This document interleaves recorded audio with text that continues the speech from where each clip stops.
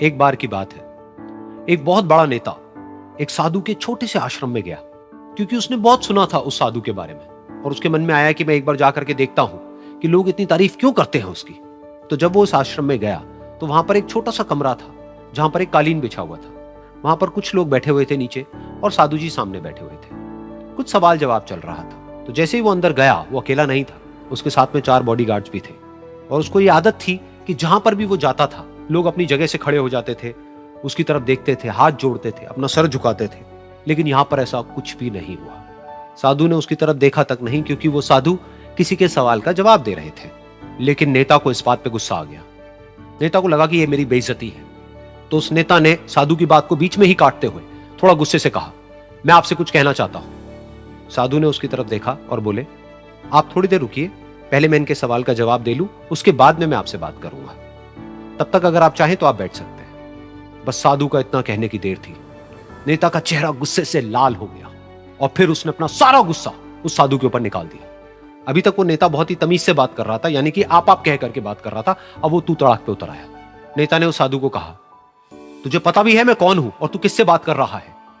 साधु ने उसकी तरफ देखा और कहा, मुझे इससे कोई फर्क नहीं पड़ता कि आप कौन हैं, लेकिन आप जो कोई भी हैं, अगर आप चाहते हैं कि मैं आपके सवाल का जवाब दूं या आपसे बात करूं तो आपको कुछ देर रुकना होगा। और साधु के ये कहते ही नेता गुस्से से पागल हो गया और वहीं सबके सामने चीखने चिल्लाने लग गया, अब मैं तुझे तेरी असली औकात दिखाऊंगा। तूने मुझसे पंगा लेकर के ठीक नहीं किया है। तुझे पता भी है मैं तेरे बारे में क्या सोचता हूं। साधु ने फिर से उसकी तरफ देखा और बड़े ही प्रेम से कहा कि मुझे इससे कोई फर्क नहीं पड़ता है कि आप मेरे बारे में क्या सोचते हैं। आप जो चाहे वो मेरे बारे में सोच सकते हैं। फिर उस नेता ने बोला कि तू चाहे सुनना चाहता है या नहीं, लेकिन मैं तुझे बताऊंगा यही सबके सामने कि मैं तेरे बारे में क्या सोचता हूं। तू एक बहुत ही घटिया इंसान है। तू कोई साधु नहीं है, तू एक ढोंगी है, पाखंडी है और यहां पर जितने भी लोग बैठे हैं उन सबको बेवकूफ बना रहा है। तेरा बस एक ही मकसद है कि इन लोगों की जेब में जितना भी पैसा है वो सब तेरे पास में आ जाए। तू अपने फायदे के लिए इन लोगों का इस्तेमाल कर रहा है और अब मैं तुझे नहीं छोड़ने वाला। तेरा पर्दाफाश करके रहूंगा पूरी दुनिया के सामने। लेकिन उसके इतना बोलने के बाद भी उस साधु के चेहरे पर हल्की सी मुस्कान बनी ही रही। ये देखकर वो और तिल मिला गया और उसने कहा, अब बहुत हुआ, अब मैं यहां 1 मिनट भी नहीं रुकने वाला। लेकिन अभी भी तेरे पास में मौका है। अगर मुझसे माफी मांगनी है या मुझसे कुछ कहना है तो कह सकता है। इतना सब होने के बाद भी साधु बिल्कुल शांत था और उनके चेहरे पर एक मुस्कान थी। उन्होंने अपनी आंखें बंद कर ली। फिर साधु ने अपनी आंखें खोली, हाथ जोड़े और कहा कि मुझे आपसे कोई गिला शिकवा नहीं है। मेरे मन में आपके लिए कोई भी गलत ख्याल नहीं है। जो भी आपने मेरे बारे में कहा वो आपकी अपनी सोच थी। तो मुझे आप में कोई भी बुराई नजर नहीं आती है। मुझे आप एक बहुत ही भले इंसान लगते हैं। और साधु के इतना कहते ही नेताजी का दिमाग 7वें आसमान पर पहुंच गया। उनके चेहरे पर एक अजीब सी खुशी थी, क्योंकि उस साधु ने वो ही कहा जो बाकी सब लोग उस नेता को कहते हैं। और वो खुशी खुशी उस आश्रम से अपने घर की तरफ चला गया और जा करके अपने पिताजी के साथ में बैठ गया। उसके पिताजी की आंखें बंद थी और वो ध्यान में थे। पूरी जिंदगी उन्होंने सिर्फ लोगों की सेवा करी और बदले में कुछ भी एक्सपेक्ट नहीं किया।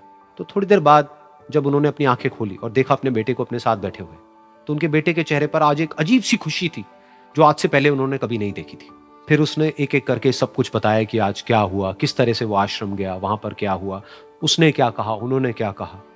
तो जब इसके पिताजी ने पूरी बात सुनी तो थोड़ा सा मुस्कुराए और अपने बेटे को देख करके बोले कि उन्होंने तुम्हारी तारीफ नहीं करी है, क्योंकि उन्होंने वो नहीं कहा कि जो तुम हो, उन्होंने वो कहा कि जो वो खुद है। और तुमने जो भी कुछ उनको कहा वो नहीं कहा कि जो वो है, बल्कि तुमने वो कहा जो तुम खुद हो। यही बात वेदों में भी कही गई है, यथा दृष्टि तथा सृष्टि। ये दुनिया तुम्हें वैसी नहीं दिखती है जैसी कि ये दुनिया है।